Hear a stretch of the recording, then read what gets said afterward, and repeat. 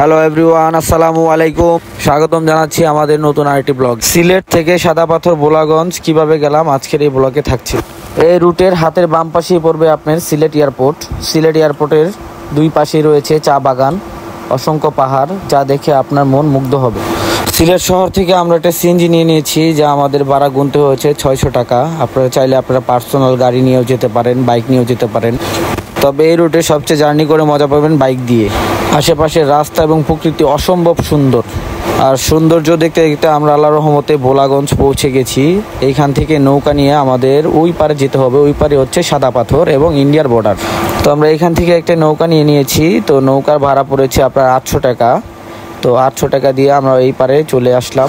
আমরা যখন এসেছি তখন এখানে পানিটা কিছুটা কম ছিল। অন্য সময় এখানে অনেক পানি থাকে, যেমন মনে করেন বৃষ্টির দিনে। পানির নিচে অসংখ্য সাদা পাথর আছে, যেগুলো ইন্ডিয়া থেকে আসে, এই কারণে এইখানের নাম সাদা পাথর। এখন বলবো ঢাকা থেকে বোলাগঞ্জ কিভাবে আসবে।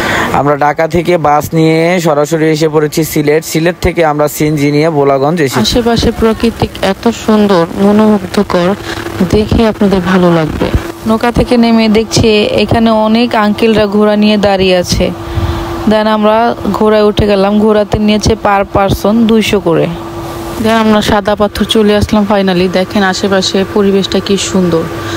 এই টাইমটায় কেউ যাবেন না, কারণ এই টাইমে কোনো পানিই থাকে না। পাথর দেখা যাচ্ছে আর আশেপাশে দেখেন অসংখ্য দোকান আছে। এগুলো সব ভেজাল পণ্য, এগুলো কেউ কিনবেন না। ব্লগটা এই পর্যন্ত। অবশ্যই লাইক, কমেন্ট, শেয়ার এবং ফলো করে দিবেন। আল্লাহ হাফেজ।